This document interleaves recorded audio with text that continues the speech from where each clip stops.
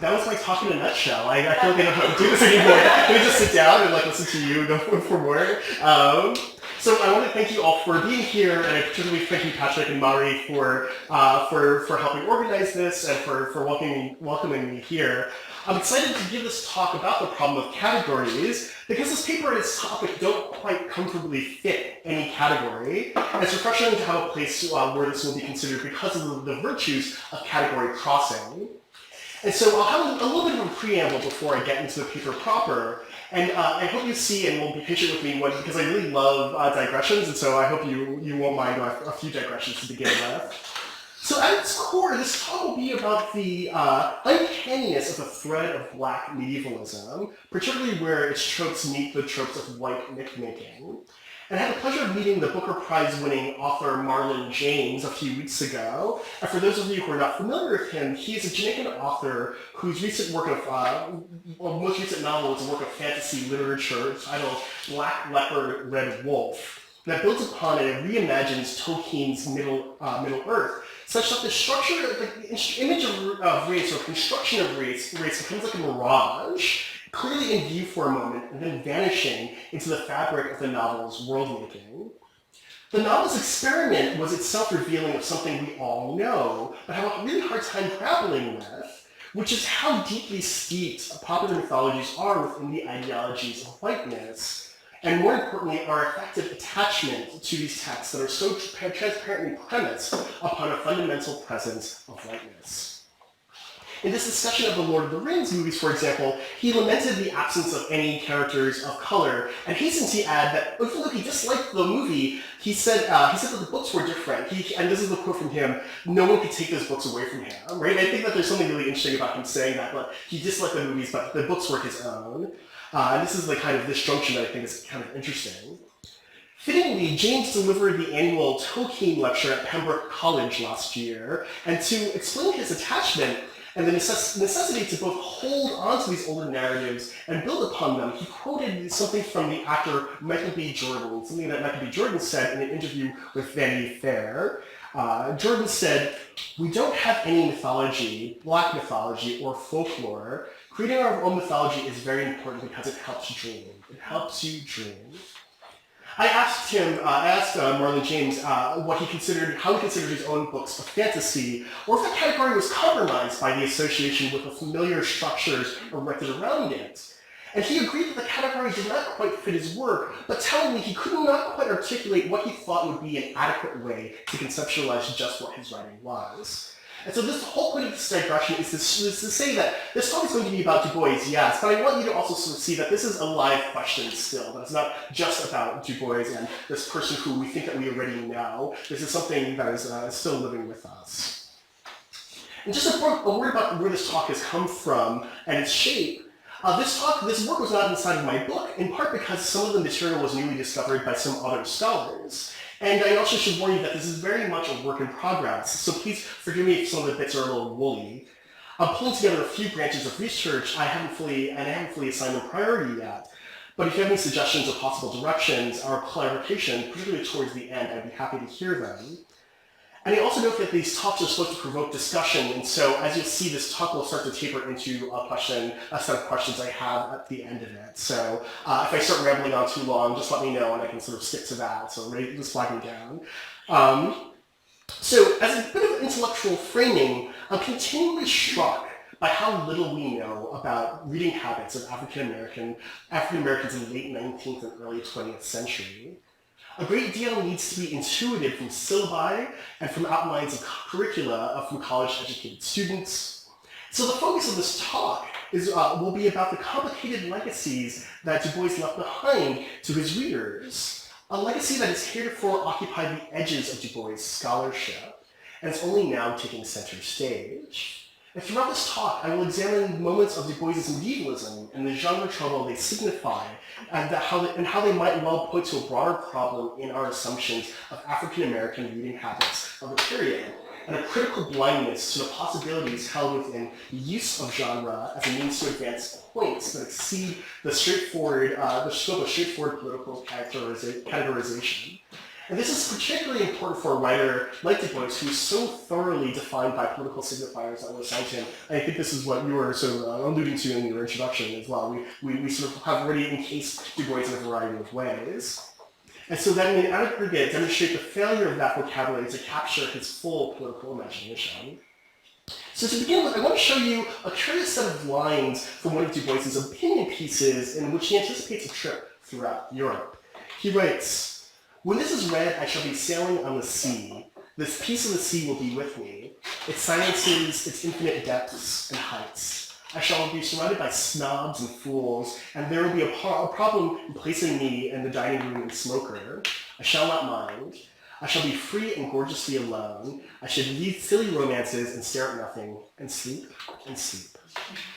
I'm interested in this passage in part because of where it deviates from familiar tropes of the transatlantic crossing that we come across so frequently in African American literature. He does mention the uncomfortable transition from the vitriolic racism he's familiar with in the United States to the expectations of better treatment in Europe. However, he also includes this tantalizing detail about his silly romances he expects to read in his passage across the ocean. Reading this comes as a bit of a surprise, although we all know he's interested both in medieval romance and also scientific romance or science fiction. It's not until recently that they've gained serious critical attention, particularly with the rediscovery of an experimental short story called The Princess Steele by the scholars Britt Russert and Adrian Brown that shows Du Bois's interest in what we might call Afrofuturism. And I'm going to discuss problems with that label in a second.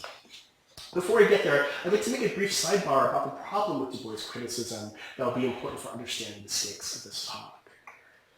Du Bois is one of the few African-American authors of this period scholars can confidently claim to really know, both in terms of his reading habits and the influences that reading had on their intellectual production.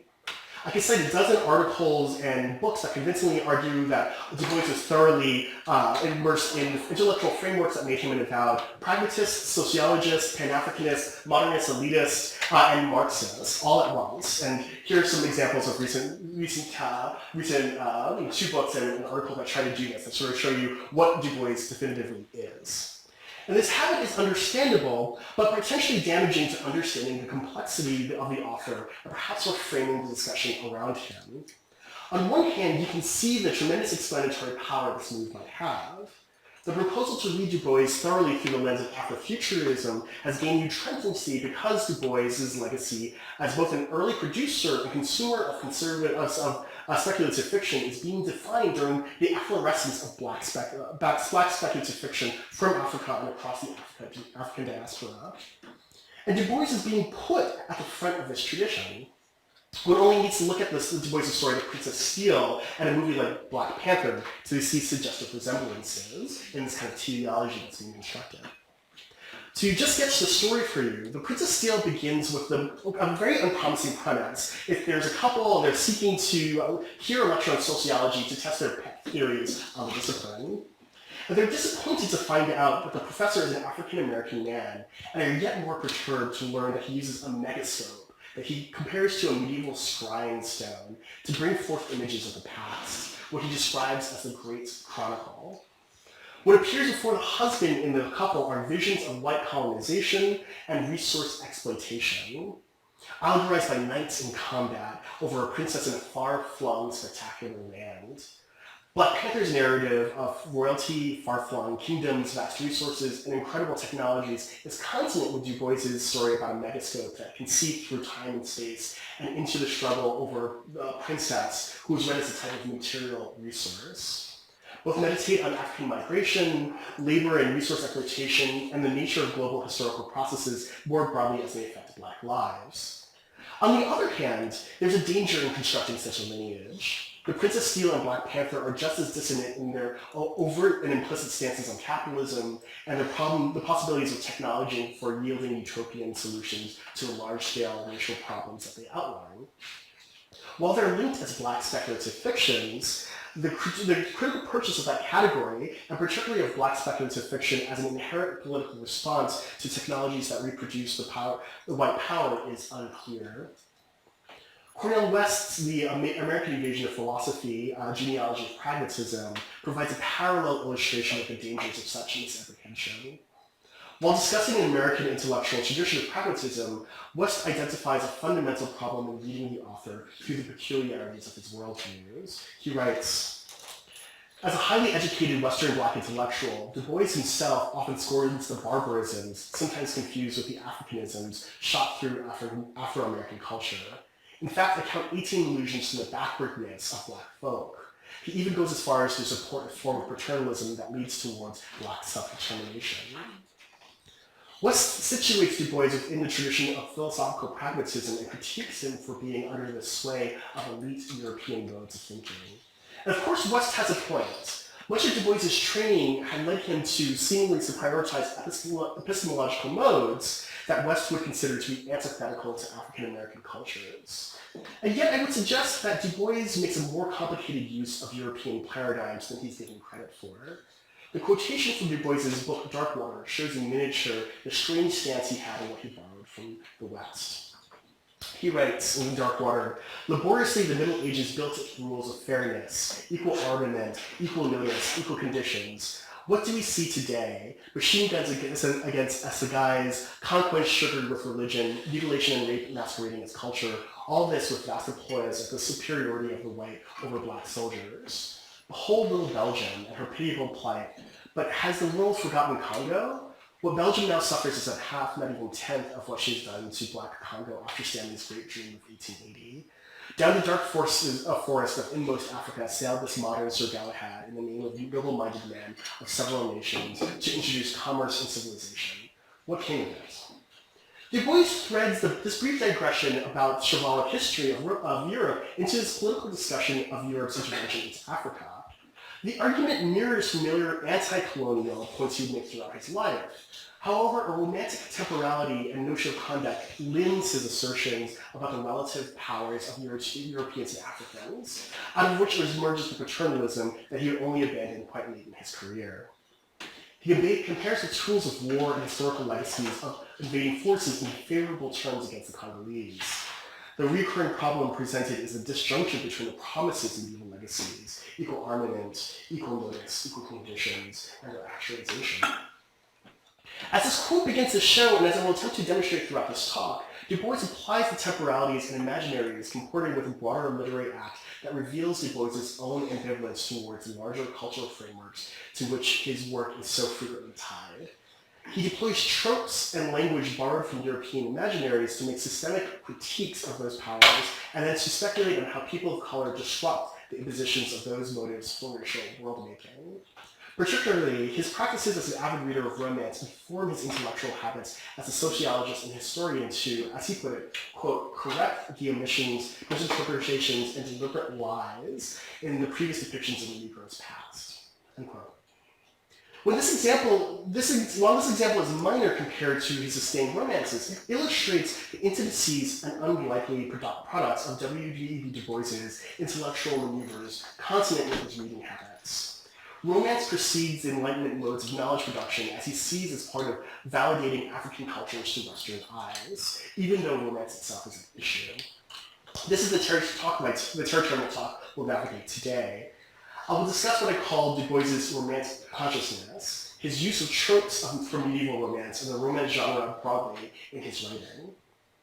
And I approach this topic somewhat tentatively because I do not want to reproduce the problems that I've seen in Du Bois' criticism, particularly the problem of reading Du Bois too narrowly. I consciously use the term romantic consciousness to recall Du Bois' far more famous diagnosis of African-American double consciousness, what has for a long time been the clearest legacy of Du Bois' writing, his diagnosis of the split at the center of the African-American psyche, which yielded a type of knowing gaze cast upon American society. He writes in the first chapter of his Souls of Black Folk, and this is the sort of maybe the most famous passage of Du Bois. The Negro is a sort of seventh son, born with a veil, gifted with second sight in this American world, a world which yields him no true consciousness, but only lets him see himself through the revelation of the other world. It is a peculiar sensation, this double consciousness, the sense of always looking at oneself through the eyes of others, of measuring one's soul by the tape of the world that looks on him in amused contempt and pity. No one ever feels his two-ness, an American and Negro, two souls, two thoughts, two unreconciled strivings, two warring ideals in one dark body, whose dogged strength alone keeps it from being torn asunder.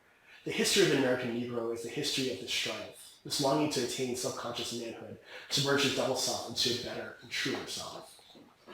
This stance on the inherent fracture of an American identity and the internal strife of occupying subject positions that are at times antagonistic to each other is complicated when read in relation to his approach to romance and the gaze that is enabled by contemplating the world through the synthesis of race and romance. For example, in his criteria for Negro art, Du Bois pivots from his inquiry into the nature of African-American art towards a broader speculation on African-American gaze that works in contradistinction to that of white Americans. He writes, "Once in a while, through all of us, there flashes some clairvoyance, some clear idea of what America really is. We who are dark can see America in a way that white Americans cannot. And seeing our country thus, are we satisfied with its present goals and ideals? In high school where I studied, we learned most of Scott's Lady of the Lake by heart. In afterlife, once, it was my privilege to see the lake. It was a Sunday, it was quiet. You could glimpse the deer wandering in unbroken forests. You could hear the soft ripple of romance on the waters. Around me fell the cadence of that poetry of my youth. I fell asleep full of the enchantment of the Scottish border." Du Bois proceeds to compare his experience at Loch Kathleen with those of white excursionists to suggest that white Americans could not truly see the world before them, but more importantly, that they could not visualize, quote, what the world could really be if it was really a beautiful world, if we, African Americans, had a true spirit with the seeing eye, the cunning hand, the feeling heart. And I want to point out that this is a complementary piece to his double consciousness with important differences in the endpoints of what he considers to be racial consciousness that he links to romance, here explicitly through Sir Walter Scott. He maps this youthful encounter with Scott's romance onto a broader experiential perspective that gives African Americans, quote, some clairvoyance that encompasses the nation's foundational principles, its deviations from them, and the possibilities for restructuring America through a unique awareness of the country's flaws. This perspective echoes his formulation of double consciousness, but the implications of romantic consciousness are far more optimistic, albeit nebulous, than those of sort of like his regular idea of what double consciousness is, of his diagnosis of African American life.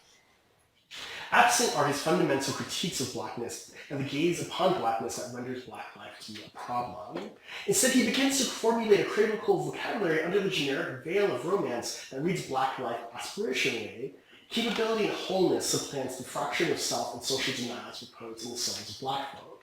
Here, romance forms a structure that operates in excess of the text's stated goals. Criteria illuminates on the place of art in African American life, but his positioning of African Americans in romance moves the term of his intervention from the act of production to asserting a social project and a shared imaginary. Romantic consciousness permits the intellectual realization of his work and enacts through his optimistic recuperation of the past to create a utopian future. He writes, "We black folk may help, for we have within us them as a race new stirrings of the beginning of a new appreciation of joy, of a new desire to create, of a new will to be, as though in the morning of group life we had awakened from some sleep that at once dimly mourns the past and dreams of the splendid future."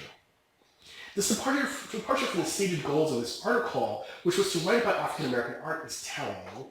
Here, Du Bois operates in excess of his explicit politics and intellectual aims. He speculates on worlds that exist beyond the poles that undeniably inform the majority of his writing, drawing from romance to do so. I'll be arguing that Du Bois seeds romance into his writing, in part because of its generic functions, its imaginative allowances that evade conceptual closure by containing some mysterious surplus. And this is a phrase I'm borrowing from Peggy and James Knapp's recent book on romance. To engage with Du Bois is necessary to reckon with the legacies that he adopts from these literary traditions, particularly in how they destabilize forms or political arguments on the context that they inhabit. And just as a point of clarification, I'll be using romance in the way that Du Bois would have used romance, in terms of sort of meaning that I'm using it sort of quite nebulously here. I'm going to be deploying the terms to think about Walter Scott as well as medieval romances altogether. And most crucially, this talk will be deploying the term romantic consciousness to refer to generic excess, the genre's ability to defy conceptual closure, and more crucially, Du Bois's seeming willingness to drop the permanently didactic tone that is so often threaded through African American studies, particularly Du Bois's studies. I seek to put Du Bois's generic choices within the context of his racial world-making, a term I borrow from Mark Jern's recent study of strategies authors use to reform signifiers and expectations of race through racial markers in unusual places that build knowledge into a projected world. What Jern brings to light is a complementary image of an Afrofuturist project of interrogating knowledge formation by generic and by intermeshing generic and racial codes. Du Bois carved a space for speculative visions of blackness into ostensibly empirical spaces. And this is a complex mobilization of genre that unfolds, usurps, and at times explodes racial expectations that are built upon the genres from which he pulls. Du Bois conjectures and new approaches for contemplating the color line and possibilities for understanding blackness that militate against the epistemic regimes that he's critiqued for wholeheartedly embracing. When I consider, for example, his attempts to write on world history, he does so in the wake of a set of other influential world histories, including one by H.G. Wells, who Du Bois considered to be a friend. And it's important to note that Du Bois, as the editor of Crisis magazine, sought on multiple occasions to convince Wells to write a history of blackness. He wanted Wells to write, quote, a short article on some aspect of the color problem, or either in this country or in Africa. And Wells wouldn't oblige, and indeed Du Bois roundly praised Wells when he died, but he couldn't let this part go. He actually lamented this, even in his obituary for Wells, that he did not do enough to include the black world into his vision of world history. I think this is actually kind of remarkable to write this at the point of someone's death. Of his books, I like the best and the least, The History of the World. I keep it on my shelves near at hand, and every intelligent man should know it and refer to it. It would be an antidote to current conventional history. It does not do justice to the black race. It does not, to be sure, omit and introduce it. It writes world history and largely leaves the Negro out. For this, I do not altogether blame Wells himself. Where in modern history would you find any writer suggesting the Negro characteristics of Egypt or the world role of the black Ethiopia? So this is an interesting complication that points to the epistemic problems Du Bois confronts in his writing. His eagerness to see black history represented on the page, and more importantly, given some degree of empirical surety that he would call scientific writing, in this uneasy relationship with the lack of knowledge readily available about Africa. So his very Du Boisian solution to this is to write his own history called The World and Africa.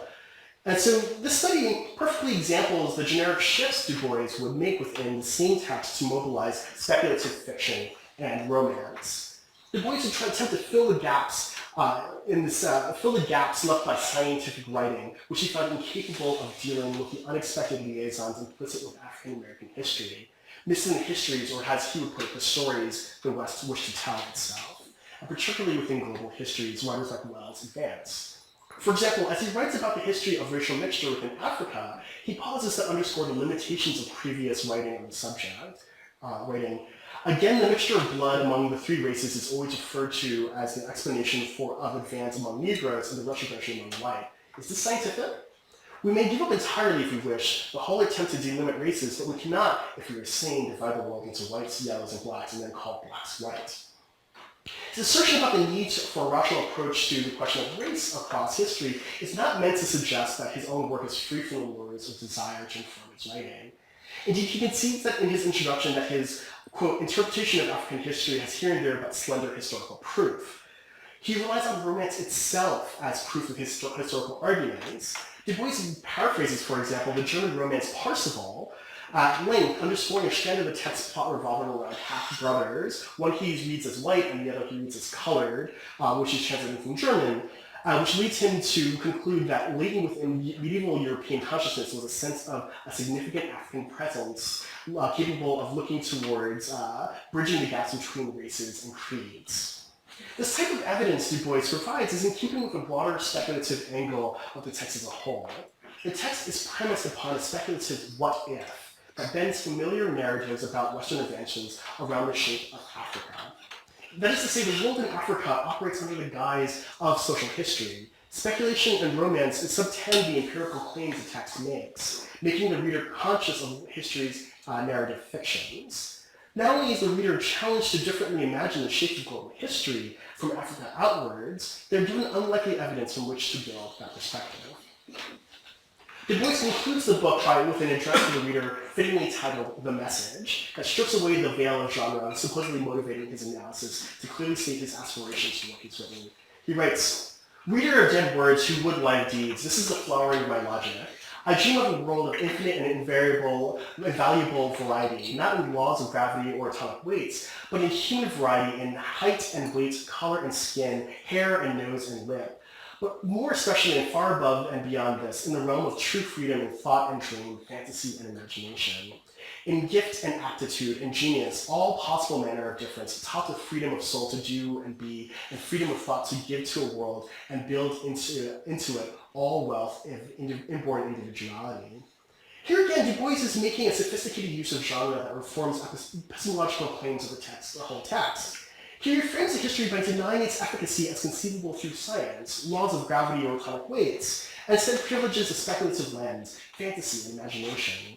This maneuver surely points to the insufficiency of the traditions that have been brought to bear on the subject of global blackness. But as usual, the stakes for Du Bois are yet higher than that. The world in Africa enacts what he sharply critiques in Western approaches of African history when they venture to establish global histories. In conceding that he too relies on speculative moves, he makes a claim beyond the mere necessity of using invention to bridge gaps in knowledge caused by centuries of intellectual neglect. His argument to the reader about the relationship between his ideal mode of history writing is one of excess, that intertwines genre and race, transmuting the critical lack in approaches to both into an assemblage that performs the role of corrective and asserts a new vision for sociological or historical endeavor. I have time to consider just one more example of Du Bois's romance, and so I want to turn to his 1928 text, Dark Princess, a Romance. And this is one of the sentimental romances, again alluded to in the introduction, that doesn't get read enough. I'm going to try to teach it this year, and I'm really afraid the students are going to evaluate the credits reaction to this text. I'll tell you about this in 1 second, but I'm worried about this. So this is Du Bois's most ambitious experiment to pull away from an explicit sociological assessment of contemporary Black America, and to issue a far more and really challenge his reader to move beyond existing racial and political alignments. The story follows a character named Matthew, whose attempts to become a doctor are frustrated because of the color of his skin. He leaves the country in frustration and somehow gets entangled in an international cabal of leaders of people of color who want to study the place of African Americans on the global stage. Matthew is tasked with returning to America and periodically reporting back. At the same time, he falls in love with the leader of this organization, the titular Dark Princess. Generally, this text is considered to be a sustained reading of space in relationship to Black America. It moves from New York to Chicago and eventually ends up in the US South, with brief interludes in Germany and references to India. And of course, Matthew is an ideal stand-in for Du Bois, a sociologist who felt similarly tasked with reporting on Black America. However, I would argue that the romance privileges the liberatory possibility of the imagination against the modern constructed world. There's a productive overlap between the generic designation Du Bois gives the text and the political stance its main character takes. Matthew grows steadily disenchanted with formal politics throughout the text, and eventually inhabits an extra-political space. After years of working towards holding political office, he quits just as he's about to claim victory, and retreats into a space that refuses the political world around himself and indulges in fantasy so that he can live with his Indian princess in an apartment, seemingly outside of time, where they spend their days together luxuriating in silks. As though to press home these themes of romance, the princess likens Matthew to Galahad, and he likens her to Scheherazade. By the end of the text, the princess gives birth to Matthew's child, and the text makes an abrupt generic shift into the anachronistic mode of the pageant. Representatives of people of color from around the world appear before Matthew to present his golden child to him as a picture of future racial unity. The plotting of Dark Princess is consonant with its generic framing. It's abundantly clear that Du Bois frames Dark Princess within Midsummer Night's Dream, quite literally by pacing the romance between a frontispiece dedication to Titania, and the envoy that concludes his romance clearly alludes to Shakespeare's Fairy Queen and Puck's apology to his audience. Moreover, the golden child of the text conclusion recalls the colonial narrative that reflects the comedic plot between Oberon and Titania, who vie for the attentions of the little changeling, the possession of the little changeling boy, a boy stolen from an Indian king. Du Bois engrafts his romance onto Midsummer, in part to recognize the longevity of colonial fantasies and to reorient them in terms of productive exchange away from outright theft. Repurposing Shakespeare to redraw familiar contours of the global color line is an artistic choice that the text evokes but leaves unresolved in the final lines of its envoy that reads at the top here, which is really truth, fact or fancy, the dream of the spirit or the pain of the bone? And this moment echoes Puck's appeal to his audience. If we shadows have offended, think but this, and all is mended, that you have but slumbered here, while these visions did appear, and this weak and idle theme, no more yielding, but a dream. No more yielding than a dream. I'm sorry, I don't know, I messed up one. Puck's underlying proposition is a meta-theatrical one that calls into question the power of fantasy to transmute tragedy into comedy. That is, he calls attention to the conceptual shifts the audience must bridge to accept the play before them as a unified whole. In the case of Du Bois, the question he leaves to his audience similarly prompts them to consider the import of his own silly romance as a productive space that can be read as having value that is apart from the clinical appraisal of Black American politics that so occupied so much of the text. The reader is left to linger in a state of uncertainty, like as you were left to linger in a state of uncertainty at the end of Puck's speech, that speech that expands beyond the text's boundaries. It cannot be rightly called propagandistic.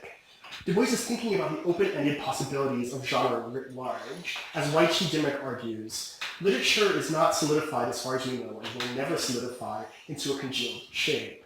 Its forces and incipients pulls and strains against taxonomic regimes. The spilling over of phenomenon from labels stands here as an ever-present likelihood, a challenge to any systematizing claim.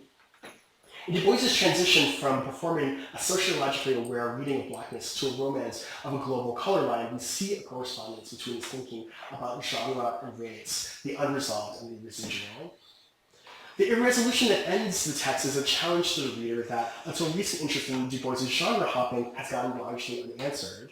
Indeed, if it was an attempt to reach and educate larger audiences, it failed spectacularly. The above line of inquiry seeks to, in part, consider why Du Bois's work missed its audiences. Was it a problem of categories? The readers of romances he found to be so compelling were not in turn turning around and reading his work, and the people who were grappling with his intellectual labyrinths that characterized his ambitious social projects were not reading his romances, right? The audiences were reading each other. Reconsidering Du Bois should prompt the broader question of why it's taken so long to recognize Du Bois's romance and his romantic consciousness as such. This is partially a result of a critical conversation finally turning to Du Bois after developing a rich vocabulary for considering speculative fiction and romance broadly. But the problems with determining the meaning of his work are far more fundamental than this. In an early book considering Afrofuturism and Black speculative fiction, Cherie R. Thomas likens Black speculative fiction to a mysterious substance called dark matter. Thomas proposes that, like the idea of dark matter, material whose existence can only be detected by the invisible effects of its gravitational pull, Black speculative fiction has been an adjacent mass that is separate from the work of white writers in the same genre. The legacy of African American romance as speculative fiction is marked by its curious invisibility. In the case of Du Bois, reviews of his Dark Princess show how the process of unseeing his writing because of his reputation as a sociologist and champion for social justice occupy the frame of recognition. For example, there's this review. Mr. Du Bois makes a keen analysis of the social and political position of the American Negro, although at times he seems to be almost too self-conscious in his desire to present the picture of race as a tremendous social force. And the whole book would have gained in effectiveness if the author had restrained his sense of the dramatic trifle. Even his limiting his title by the term "a romance" does not excuse some of the far-fetched situations. A train is saved from destruction at the last second of time, an airplane is employed in a most spectacular manner, a princess appears and disappears as if controlled by the Genji of Arabian Nights. The funny thing about the airplane is that the airplane just takes him from one place to another, and like that is like considered to be like sort of amazing here. This review from the Annals of the American Academy of Political and Social Sciences is indicative of the responses to his romance broadly. The New York Times described the plot as flamboyant and unconvincing. The Chicago News argued that the text was weakened too greatly by too great a romanticism and too great dependence on the old tricks of coincidence and glamour. The thrust of these reviews is quite clear, that Du Bois's romance would be better served without observing the generic hindrances that define the work. One reviewer concluded that although the novel was good, it would nevertheless be an embarrassment to other American writers. One can readily imagine, this is a quote, one can readily imagine the mirth Dark Princess will provoke among the Harlem literati. What made Du Bois's romance inscrutable to its contemporaries seemingly wasn't the romance itself. More precisely, that Du Bois had chosen to stray from a territory clearly demarked as appropriate for not just for a man of his intellectual leanings, but as a member of an intellectual community divided about the importance of propaganda, but unified about their work as useful for describing real people. Moreover, the flights of fancy Du Bois engages in throughout his novel reveal an effective connection to the material, the author's passion, which in the eyes of his critics competes with the novel's life as an exercise in propaganda. To conclude this talk, I want to consider what we ought to do with Du Bois's romance and the problem of generic excess that has rendered his work to be at times invisible and at times misunderstood. Here I want to cast the critical moves and make us consonant with those made in a volume that came out earlier this year called Timelines of American Literature by Cody Mars and Christopher Hager, who argue that the current form of periodization threatened to be an anchor keeping American literature tethered to the shoals of the past by limiting its ability to speak to historical conjunctures that lie outside of its moment.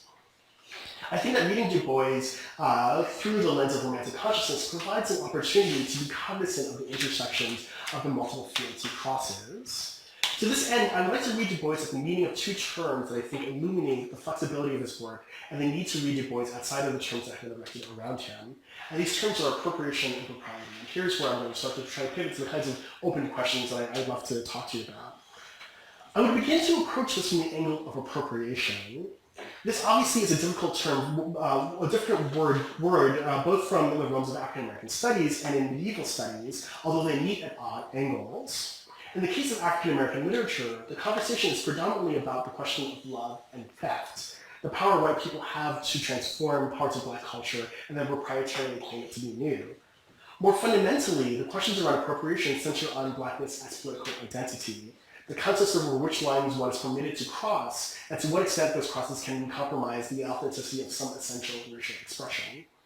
The power of that paradigm is such that it can often overshadow an act of appropriation that are contrary to logics of power and familiar narratives of authenticity. And here I think about Frederick Douglass's borrowings from the Columbian orator, which he used to, quote, turn to master his master's language, and create a vision of the country outside of the shadow of slavery. I venture to make a similar argument about Du Bois. As we saw earlier in the example of Cornel West's argument about Du Bois, his mobilization of his readings left him vulnerable to the critique that he was enthralled by Western modes of thought. This is compounded by how deeply enmeshed his political writing could be within the fantasies of the West. Knighthood, chivalry, the ethics of a pre-modern and seemingly innocent European world that colored his acts of appropriation. And it is here that we intersect with the issues that arise from medieval appropriation more broadly. We medievalists and forgive me, I'm going to use an image that's familiar, but I don't mean to surprise you with this image. We medievalists remember quite clearly the rally at Charlottesville and the flagrant misuse of medieval imagery as part of a means to manufacture a simulacrum of pure ethnic history, a comfortable fantasy that is somehow preferable to the reality of complex intersecting social identities of the country. And in the face of the ugliness of the rally and the tragedy that ensued, medievalists have had to confront the ugly legacy of appropriation that is undoubtedly part of the field of study.